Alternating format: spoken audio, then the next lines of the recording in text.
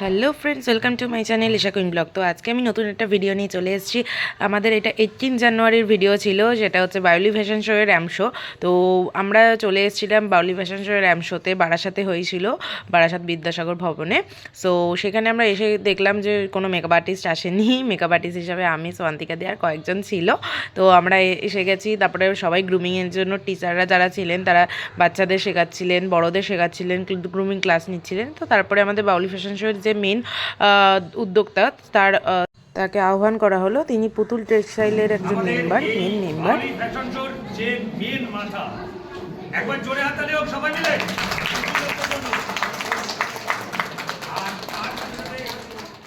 তো তারপরে আমাদের দেশের গান চালিয়ে নাচ হচ্ছিল, বাচ্চারা নাচ করছিল, খুবই ভালো লাগছিল দেখে।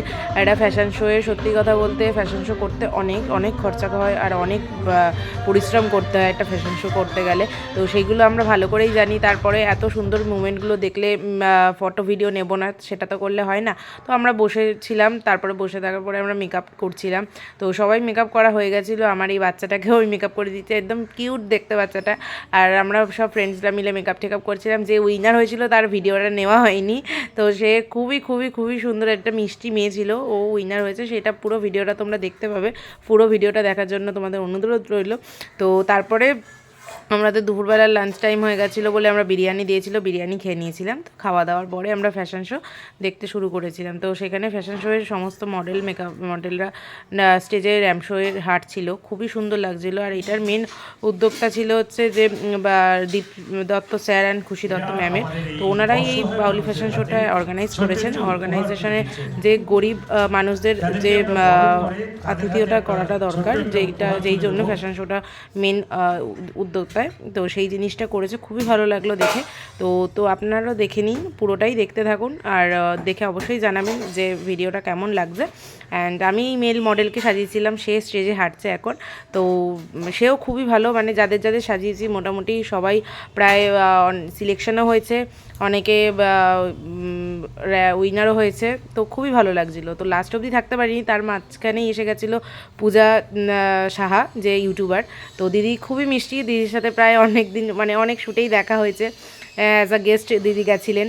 সো খুব ভালো লেগেছিলো। তো তারপরে এই যে দুটো পুচকে বাচ্চা কিডস, এরাই হচ্ছে উইনার হয়েছিল। তো এদের উইনারটা লাস্ট অবধি দেখতে হবে ভিডিওটা অবশ্যই। খুবই সুন্দর, মানে বাচ্চা দুটোগুলোর পোজিং দেখে মনে হচ্ছে যে সত্যি ওরাই দেশের ভবিষ্যৎ অবশ্যই।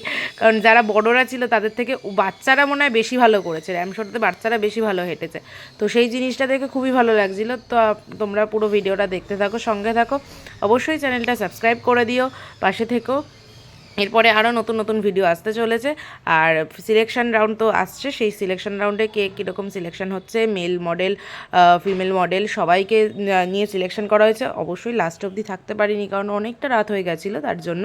কিন্তু যতটা থাকতে পেরেছি সেই ভিডিও মুমেন্ট সেগুলো ক্যাপচার করে তোমাদের সামনে ধরার চেষ্টা করেছি, তুলে ধরার। তো সেই জিনিসটা তোমরা দেখো, কি সুন্দর লাগছে ভিডিওতে। সব মডেলরা কি সুন্দরভাবে র্যাম শোতে হাঁটছে, খুবই খুবই খুবই সুন্দর লাগছিলো। তো তোমরা ভিডিওটা দেখতে থাকো, সঙ্গে থাকো। আর অবশ্যই পুরো ভিডিওটা দেখো, স্কিপ করো না। ব্যাচ নাম্বার 65 65 যেই সাতজনকে আমরা আমাদের মধ্যে পেয়ে গেলাম, এই সাতজন চলে গেল আজকের ফাইনালে। তো একবার জোরে হাততালি হোক সবাই মিলে। আমাদের টপ ফাইনালে চলে গেল কিডসের ব্যাচ নাম্বার 58,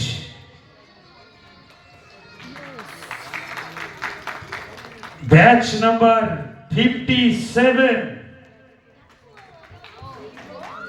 আচ্ছা, তাহলে আমরা আজকের যে এই বাউলি ফ্যাশন শোর যে চ্যাম্পিয়ন, তাকেই আগে আমরা বরণ করলাম, তাকে পুরস্কার দিলাম। ব্যাচ নাম্বার 23 আজকের বাউলি ফ্যাশন শোর কিডসের উইনার, ব্যাচ নাম্বার 23।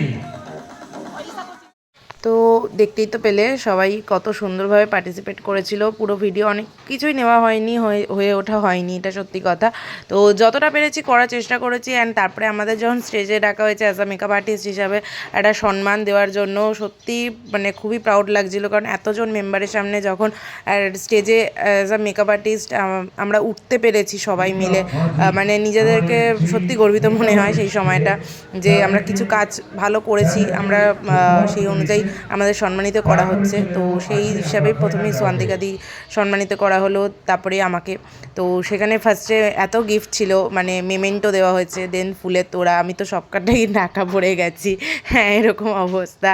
তো ভিডিওটা করে দিয়েছিল ওই আমার যে মেল মডেল ছিলাম, সাজিয়েছিলাম, তারই একজন বন্ধু। তো খুবই ভালো ভিডিও করেছেন সে। তো খুব ভালো লাগলো। আর গিফটের মধ্যে যে গিফটটা দেখছো তোমরা, সেই গিফটের মধ্যে ছিল গণেশ ঠাকুর। খুব সুন্দর গণেশ ঠাকুরটা ছিল, আমি বাড়ি এসে দেখেছি। তো আর তারপরে সার্টিফিকেট, মানে আমি খুবই মানে আমার হাতে আর কিছু ধরতে পারছিলাম না, এমন অবস্থা, এত কিছু গিফট। সো তারপরে পায়েলকে সম্মানিত করা হচ্ছিল, তো খুবই ভালো লাগছিলো আমাদের দেখে। তো চলো এখন টাটা।